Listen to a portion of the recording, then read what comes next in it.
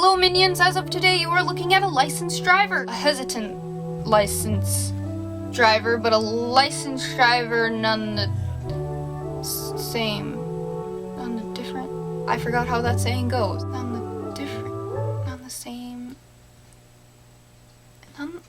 I got docked points for being too cautious. Anyway, what I'm really here to tell you is this unforgettable story that happened to me yesterday. But, I'm going to describe it with adjectives, like the Schoolhouse Rock song. He was a scary bear, a very hairy bear. And I think the best aid for telling this story would be the use of apples to apples cards. So here goes. So there I was, working the main till at the gas station, working my way up the financial pay ladder, getting up to the more prestigious position of main till, when a very creepy man walks in. I know he's creepy. He's a regular, with a smirkish look on his face, the kind of smirk a flirtatious person wears. Now me, I'm quite a shy person. Flirtatious is not one of my character traits. Now I'm gonna warn you, you may find this story hilarious, maybe, but for me, I lived it, and it was scary. The man, I'm gonna call him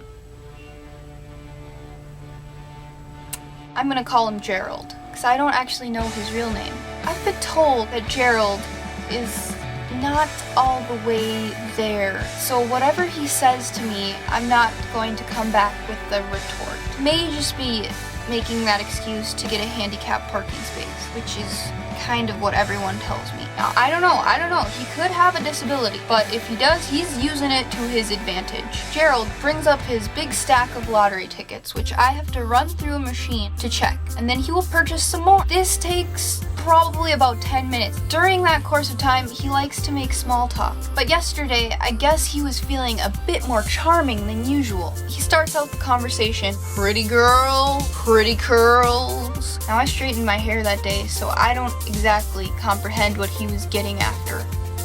Apparently he thinks he has a velvety singing voice. So he looks at me with my estimated guess of 45 years of, trying to charm some ladies, and says, I bet you're smart, aren't you? Synonym, intelligent. And I wasn't even wearing my glasses that day. I mean, I get told I look smart all the time when I'm wearing my glasses, but I wasn't even wearing my glasses. So this was kind of weird. Then he proceeded to ask me my grade point average. I told him, and he's like, oh, slacking off, are you? And I said, no, I'm not slacking off. I took AP classes. He's like, what is AP classes? And I'm like, they're advanced placement classes. And he's like, oh. After we discussed how smart I am, and him asking what college I want to go to, he started pulling out some pickup lines, and I was feeling very, very awkward. He reminds me of like this internet predator I encountered on I'm in Like With You one time when I was playing Gemmers. You should know better not to say things like that to young girls. Anyway,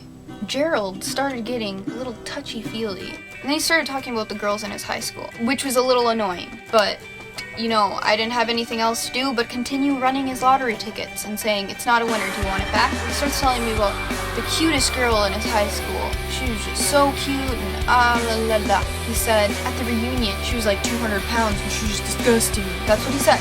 Then Gerald started telling me about the skinny girls. He said, they weren't attractive back then, but, at the reunion, they were looking pretty good. Then he told me about what he wanted, he might do with the skinny girls if he had the chance. And I was like, wow, this is getting kind of a little offensive. Like, I don't want to hear this stuff. It's scaring me, okay? It's like, wow, Gerald, you're kind of charismatic, aren't you? Then Gerald gave me the most golden advice I have ever received. Gerald said, don't worry about being skinny.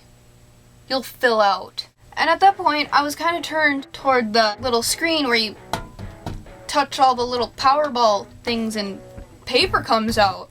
So I turned my head a little way away from him, and I said under my breath, yeah, that's really on the top of my list of things to do. Actually, it's not on my list of things to do at all, because I just could not hold it in anymore. So I guess by the time I'm at my high school reunion, I'll just be like, check, you did that. Feeling of accomplishment. So I'm fine with the way I am. I don't need to fill out to make 45-year-old unusual men proud. By the way, how could you be so heartless? Oh. So that's my story. I hope you enjoyed it. I didn't enjoy living through it. And that was just the tip of the iceberg, you know. I didn't want to get too explicit, because, you know, I don't need to. Yeah, I gotta go scrub my foot scrupulously, because before I did this vlog, I was frolicking out in a meadow, and in that meadow was a big pile of my neighbor's dog's poop, and I stepped in it. So I'm gonna go scrub my foot until the skin comes off.